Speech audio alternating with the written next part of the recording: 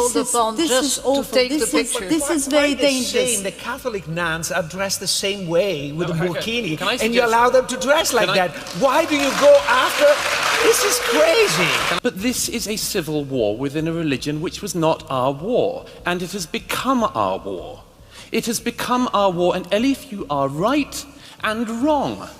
You are totally wrong to say that there isn't showed that 50% of British Muslims would not go to the police if they knew somebody involved in an ISIS-like group was around them.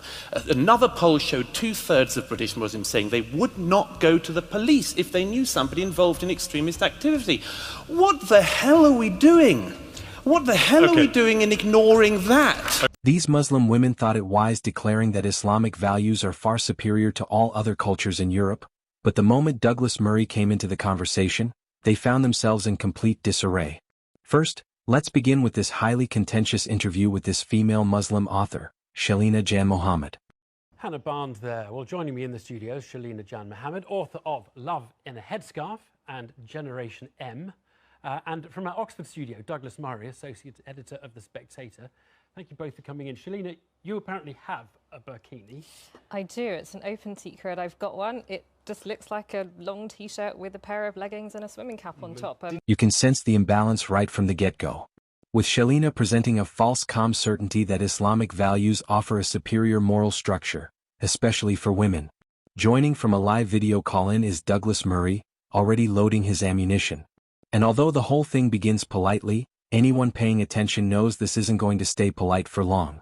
Such an important statement of any kind when you acquired it? It looks like a wetsuit that people up and down the country wear, which we need in British waters because it's pretty cold, or you need out in the south of France because it's really hot. So it's not really about the form of the bikini that seems to be at stake here. It's some kind of meaning that's being... The first exchange is almost laughable. Shelina announces she owns a burkini, describing it as a wetsuit. It's a warm-up routine. You can call it a soft entry into a topic that everyone knows is built on dynamite. But watching Douglas's expression, it's obvious he sees the trap already. She wants to keep the debate tiny and emotional, and avoid the real conversation underneath. So he detonates the scale issue instantly. Thing to fixate on it. It's about the politics of picking on some symbol, however arbitrary, and making a big deal out of something relatively small. Well, indeed. I mean, in the last 18 months, more than 200 people have been killed in jihadist attacks in France. In the last few days, it's come out from Germany that the German government is looking not only at advising the German people to stockpile essential things like water in case of some mass casualty attack, but it's talking about conscription. And here we are with the summer's big story of French and indeed some German politicians competing to out-idiot each other by talking about the burkini. This is now a European tradition in the face of a genuinely serious societal problem that radical Islam poses across all of Europe, and obviously has its worst demonstrations in extremist attacks like those in Paris and in Germany in recent months. In the face of that, politicians compete with each other and the media compete with each other about... Douglas jumps straight to facts most people don't want to hear. 200 people killed across France by jihadist terrorism. Germany preparing for mass casualty scenarios. National fear boiling. Then he drops his first verdict. Things, and the burkini is a frivolous debate to be having. Not one life is likely to be saved by a woman being fined on a beach in Nice for wearing a burkini. And that's the reason why they're doing it is straightforward, that neither politicians in France, nor politicians in Germany, nor I would argue anywhere in Europe, are able to face up to the massive issues which they have brought about and which they now can... His point is brutal. And with that brutality, Douglas rips away the foundation beneath the idea that the burkini represents empowerment or superior values. But Shelina would have none of it. Let's talk about whether you think those issues, whether you think there's cowardice. I mean, do you agree with Douglas that to some extent they're just focusing on a little thing because they don't want to talk about a big cultural war between Muslims and the West? Do you know what? I think we do need to take a moment just to step back and imagine for women all around the country and all around the world what it's like to sit on a beach building sandcastles with your children and have 4 policemen stand around you with handguns and make you take your top off. I think everybody really needs to let that sink in. That is quite serious. It's why we're discussing it, because it is This is not about just Muslim women. When we have a state and we have police telling women what they can and cannot wear, then we are into very dangerous territory. And I'll tell you which other organisations tell women what to and what not to wear at the barrel of a gun, and that is Daesh and the extremists. And women everywhere should be protesting at this kind of behaviour. I'm going to put something to you the Mayor of Cannes said. He's actually had quite a lot to say about this because Cannes was the first city. He said, when I took the decision to ban people from walking topless in the streets of Cannes, nobody said a thing about human rights. Apparently he did stop people walking topless. He probably didn't also say that women who wanted to go for a swim were somehow pledging allegiance to a terrorist organisation. Yeah, that was his other quote. Yeah, he said it's pledging allegiance. Look, Douglas, which is the better approach to the problem which you think exists? The French approach that Sarkozy is promoting, or the Anglo-Saxon approach that President Sarkozy now says he doesn't think is right, because it means we ignore each other, we tolerate each other, but ignore each other. This is where Douglas begins cutting in deep. Without shouting or mocking, he exposes the exaggeration that's present in her statement. Comparing French police to ISIS collapses on contact with reality. One side finds you for a swimsuit, the other murders people. The comparison dies in his tone alone. It's the first sign the moral superiority claim is going to fall apart, because if you need extreme comparisons to make your case, then your case is weak. Very quickly pick up on one of the things that's just been said before answering that, if I may, which is, of course, the parallel that's just been drawn breaks down, doesn't it, when we remember that the French authorities, grotesque as this, I think we are in agreement, is, do not then do to the women what ISIS and the Taliban do, which is to rape them and kill them.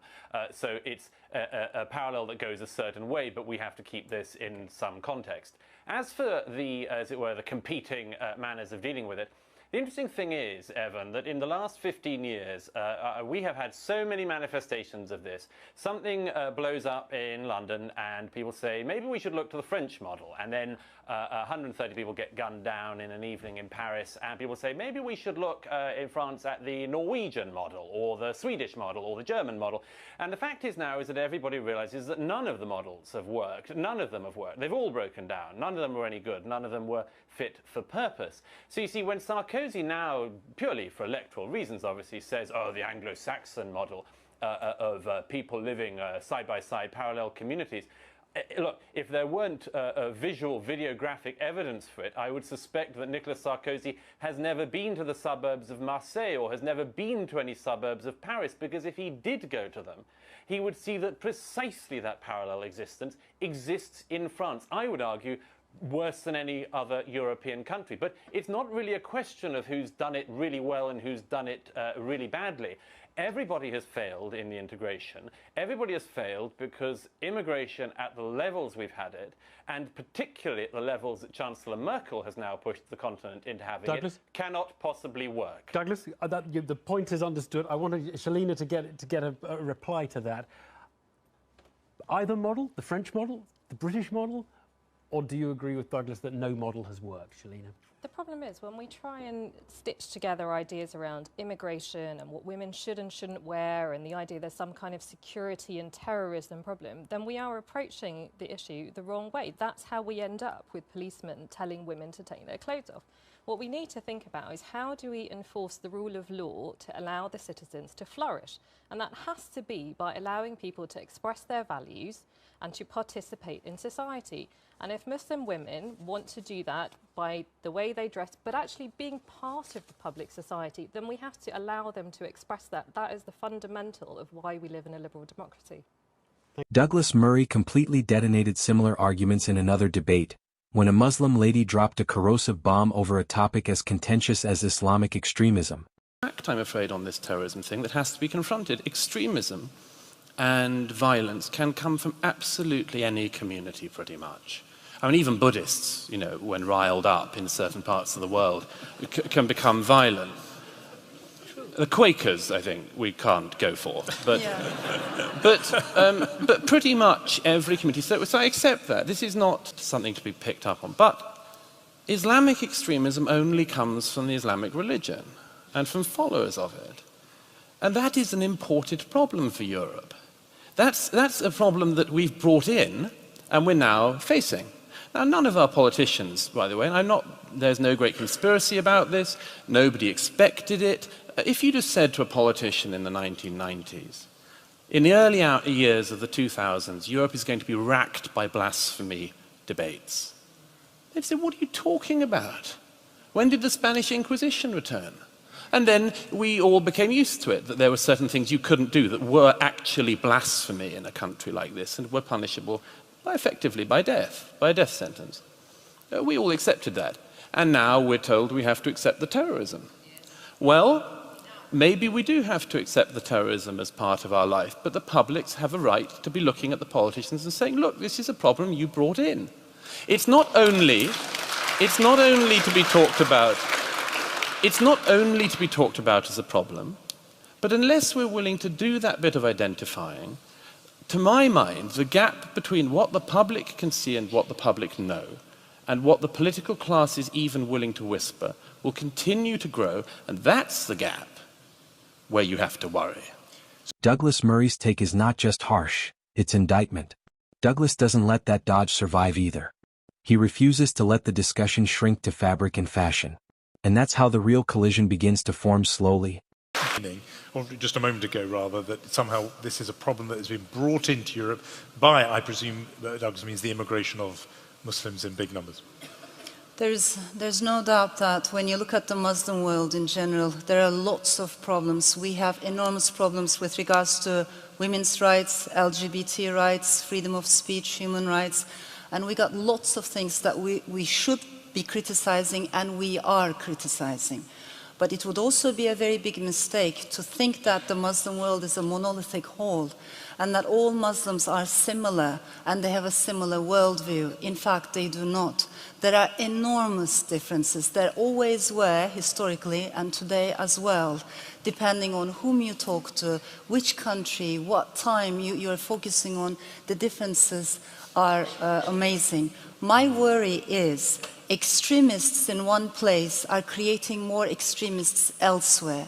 Whether we like it or not, we are all far too globalized to think that by closing our doors and surrounding ourselves by walls, we will be safe and away and removed from all these problems. We won't. We're all of us in this together. It is a massive, terrorism is a big international global problem, and it can only be solved through global solidarity. With regards to the burkini ban in France, I sincerely believe it was very, very wrong. While she is arguing that Islamic values allow women dignity and belonging, Douglas is calling out the cost behind that story. Terrorism, parallel societies, torn social trust, values that break against Western norms. I think we should be criticizing faith-based schools, we should be criticizing extremist preachers, we should definitely monitor what people are saying in the mosques, but for God's sake, chasing women who are just wearing their burkinis in the beach, that is not the way forward. And it's even more dangerous because what's happening is, and this is not what we perhaps are not aware of much, those pictures, do you remember the picture of one lady wearing a burkini in France and 3 French policemen by her? Unfortunately, that very photograph has been circulated in Turkey, in Jordan, in Egypt, with awful captions saying, you see, this is what they're doing to our women. Old stage, with a TV crew called upon just to take the picture. This is very dangerous. The Catholic nuns are dressed the same way with a burkini, and you allow them to dress like that. Why do you go after? This is crazy. The panelist kept insisting that Islam isn't a monolith, and that Muslim identity shouldn't be blamed collectively. Douglas listens and then hits harder. It's devastating because it forces the audience into reality. The Muslim side keeps trying to steer away from extremism, insisting religious dress and modesty represent moral strength. They talk about identity, dignity, and community belonging. Can I suggest something? May I suggest something? Can I just finish just okay, one Ellie, if I cut you off before, so we'll let you finish now. Yeah, and then I come from a country, because Turkey and France have lots of similarities. The laicite we have borrowed directly from France, not the Anglo-Saxon secularism. And Turkey has applied the headscarf ban. Iran has applied the headscarf ban. It didn't work. It created massive problems.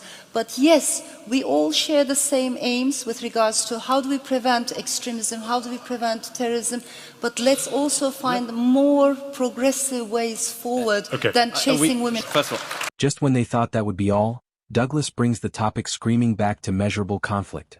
Poll numbers showing division in beliefs, poll numbers showing distrust, poll numbers showing Western values rejected by large percentages within certain communities. Then he turns data into a weapon. If integration were working, these numbers wouldn't exist. sorry, Elif, but the burkini ban is a massive diversion. A massive diversion. It was a big mistake for the French state when that happened, I agree, but this is not the biggest issue. The biggest issue is that just up the road, again, a few days ago, 3 men with machetes went through a London street hacking at people saying this is for Allah. Okay? That's our problem. And this is always the way with this. We always have diversions, and some of these diversions we bring upon ourselves. But let me just get back to the main point. We have had historically massive issues in Europe. Nobody who knows anything about our history wouldn't pretend that. But this is a civil war within a religion which was not our war, and it has become our war. It has become our war, and Elif... Then comes his harshest accusation. The belief that Islamic values improve societies collapses when those values collide with freedoms Britain already fought to achieve, including LGBT rights. Suddenly, the superior values argument flips upside down. Because Douglas is saying, if a belief system demands rolling back rights already won, it cannot claim superiority here, not in the West, not without challenge. And this is the moment the counter-argument. And wrong. You are totally wrong to say that there isn't some agreement on this. If you are a Muslim and you follow Islam, you believe that the Quran came from God, and you believe that what is in it is at least very hard to run against. And so now we have a situation in a country like this one, where actually the majority of British Muslims want being gay, like I am, to be made illegal now, okay? So we had a nice liberal agreement in recent decades over being gay, and now you import a community which actually thinks not just that they're not on board with gay marriage, but they think it should be made a lock-upable offense. Where does that come from? It comes from Islam, okay? At this point, emotional appeals stop working. Symbolism stops working. Victim framing stops working. Because Douglas has dragged the debate kicking and screaming away from feelings and into material reality. The Muslim panelists tried to keep the topic clean, simple, even uplifting: burkinis, freedom, choice, faith. They hoped to cast Islamic culture as misunderstood and morally enriching, offering solutions where Western society supposedly struggles. But Douglas refuses the packaging. Where do all these things have? They come from this, and I'm sorry, but it is a much worse problem than we think. Okay, one poll last year showed that 50% of British Muslims would not go to the police if they knew somebody involved in an ISIS-like group was around them. Another poll showed 2/3 of British Muslims saying they would not go to the police if they knew somebody involved in extremist activity. What the hell are we doing? What the hell are we doing in ignoring that? When the moderator finally moves toward closing remarks, the contrast is undeniable. The Muslim voices argued ideals, symbols, hopes, and emotional narratives. Douglas spoke about terror numbers, failed policies, broken integration, and street-level violence. The difference in weight is shocking. But Douglas walks away leaving the superiority claim bleeding out on the table. Because when one side promises beauty and cultural enrichment, and the other side demands explanations for dead civilians, broken neighborhoods, and collapsing integration models, only one argument sounds anchored to the real world. Yeah, but this is so I know, Elise. I will. This problem and a possible solution. See who the most vilified people in the Muslim community in this country. They are the reformers. Every single case, it's the reformers. Okay, and one of the London Bridge attackers last year attacked an imam who's a friend of mine in London. Okay, everybody knows this. The reformers are on the edge of this, and this is the point. Okay. The reformers may lose, and that used to be a big tragedy for the Islamic world, and now it's a tragedy for Britain. Okay, Elif wants to come in, and then. What do you think? Are Islamic values really superior to all others? I'd like to hear your thoughts in the comments. If you think this video was insightful, kindly click like, subscribe, and check out for our latest video.